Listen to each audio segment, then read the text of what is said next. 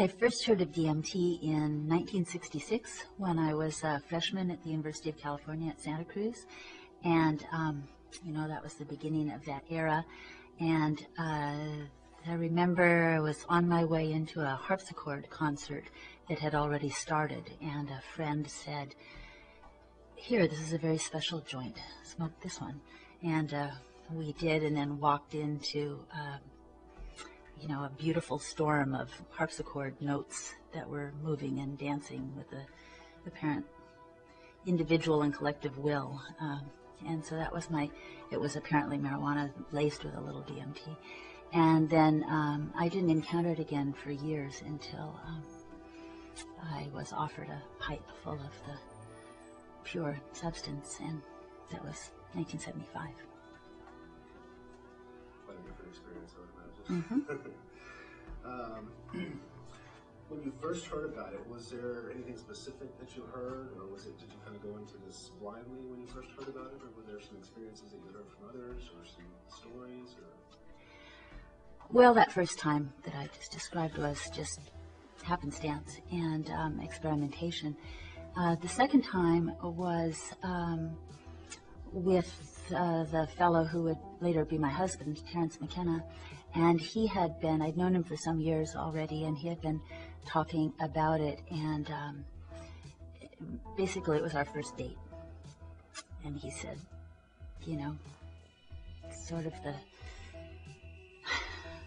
ticket, I guess, in a way, let's see where you go and what you feel about it, and prepared me for not the content really, but the force and the scope, and it was even much more than it was presented as.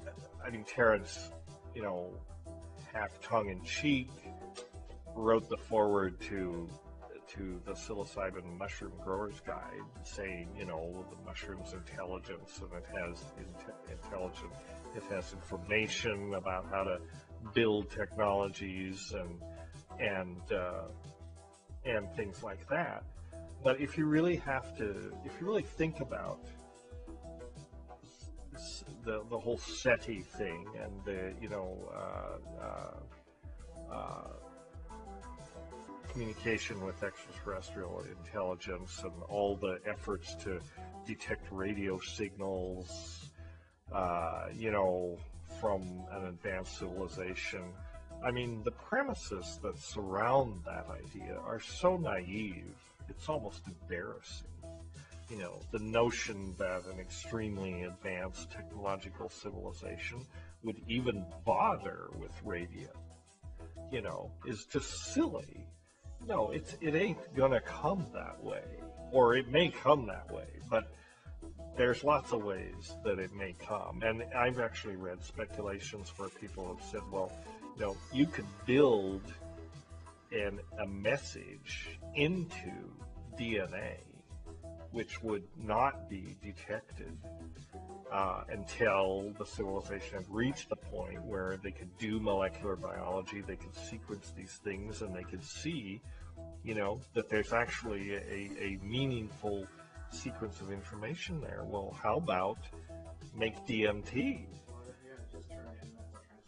Yeah, turn the N-methyltransferase on and make a compound that when you take it shows you machines and starships and aliens and weird cities and all this stuff. I mean, what could be less ambiguous? There's no mystery. That is the message. And the remarkable feature of that is about 70% of our people at 2 months say that this experience is among the 5 most personally meaningful experiences of their lives. About 70% say it's among the 5 most spiritually meaningful experiences of their life.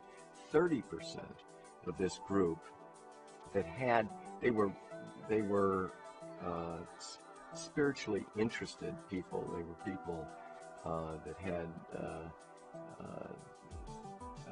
some kinds of ongoing interests in spiritual practice. 30% of the group said it was the single most spiritually significant experience of their life. And so for me as a psychopharmacologist, sitting down with someone 2 months after a session and then saying, this is the most, Neverham said, this is the most personally meaningful experience of my life. Well, the impact of that particular introduction that I just described,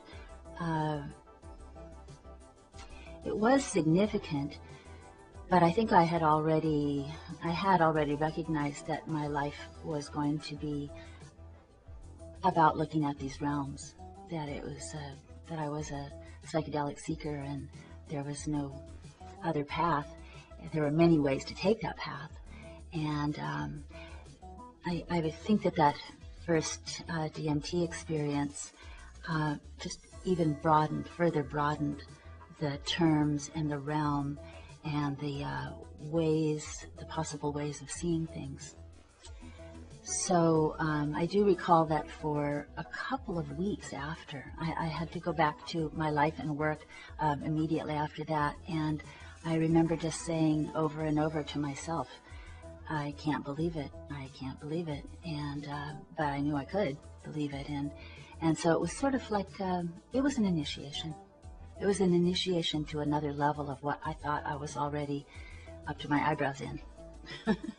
All of it is about sharing visions, and so it all starts with drawing, and really starts with altering your consciousness so that you have a vision in some sense. And so because consciousness is the ultimate medium, what you're trying to do as an artist is to have an experience that is worth sharing and then download it into another person's consciousness, and if it were just mind to mind, that would be a wonderful thing, but you have to get it out of your head and into a medium so that it can be shared.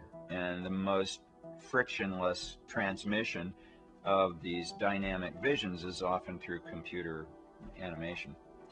I still love painting. My work is completely changed by my psychedelic experiences. My opening in my work came out of experiencing an essentialized worldview, and that was made up of 3 elements that I experienced through psychedelics. That was chaos, which is the world that we call reality, that we live in, where all beings and things are separate and made of different materials, and and everything is in entropy, everything's falling apart. Then there's order, which is the psychedelic experience or the meditative experience, where all things are, where all things are interconnected, and all beings and things are one, and the light of love flows through all beings and things. So that's order. And then there's secret writing. There's a lot of people claim to see secret writing when they're using psychedelics, but I see it, and I see it as a symbol of the place where inner order becomes outer chaos. We can argue about how metaphorical this reality may be, which is fine, but that reality is definitely a metaphor, as I see it, and that I think that the trap, that the danger is to see it as real, is to see the way in which we choose to understand that experience as the experience. So, okay, we go out and I saw the alien elves and crystal creatures, and they're really, really there. Well, what if the alien crystal creatures is a really great way of understanding, a really great way of remembering what it was, this sense that the universe is a trickster, that the universe has these moments that things work out, that the universe is winking at us. What better way than to see little characters winking at us? Hey, yeah, it would figure that my experience would have Men in Black. They were literally Men in Black. They were guys in suits that were accompanying Dr. Strassman. They were quote unquote colleagues. But as far as I could see, they had black suits on. They didn't have sunglasses on, but they wore glasses. They were scribbling in their little notebooks, and they didn't care at all about the blood samples and stuff like that. But as soon as I started talking science fiction stories and stuff, they were like writing in their notes. They claimed to be like psychologists from Florida. They had a cover story, but they were kind of smarmy, very official. That it is mankind's earliest documentation of contact with supernatural realms and beings, contact which requires the individual concerned to be in an altered state of consciousness in order to have it. And then you have to, then really I began to think, if this is the case, and we also find that it is connected to a huge leap forward in every other aspect of human behavior, then maybe it's possible that instead of being demonic and dangerous and harmful to human beings, as we're taught today overwhelmingly in our society, perhaps experiences in altered states of consciousness are in fact nurturing and positive, and it may even be that we owe our very humanity to those experiences. And I think that's the importance of the cave art and the new analysis of cave art, that it is sooner or later going to force us to reconsider our attitudes to almost everything. It might not be too far-fetched to say that in the society that we live in today, which is so negative about such experiences, by accepting that negativity, we may be denying ourselves the next step forward in our own evolution. And this was one of my most powerful experiences ever, if not the most powerful experience. What happened there was actually when I took the last drag or the second drag actually from the pipe. The current reality just completely disappeared. Christina and some friends who were with me said that I was sitting there like a sculpture, just holding the pipe. It just wasn't there. And unlike in my previous experiences, there was nothing biographical, nothing perinatal, no archetypes.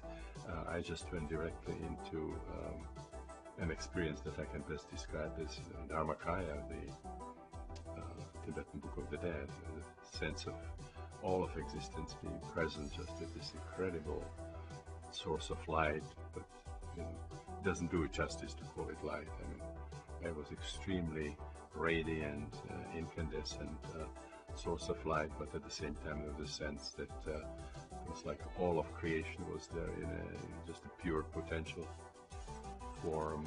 There was a state that seemed to transcend all polarities. It seemed brought like the understanding of existence of a kind that you just cannot get the usual means. Between the inhalation and the exhalation, they were then transported into, whatever it is or wherever it is that DMT leads people. It facilitates the entering and exiting of the soul in the body. I would have expected that I would see angels and fairies and not alien life forms. Are these experiences spiritual experiences, or otherwise are they created by physiological processes, or is the brain itself responding to something that's going on? When you trip that first time, you realize that the frames we use to understand our world are arbitrary. DMT is a forcible reminder that there's a lot more about reality, the universe, ourselves, the biosphere, whatever, that there's a lot more to it than we imagine.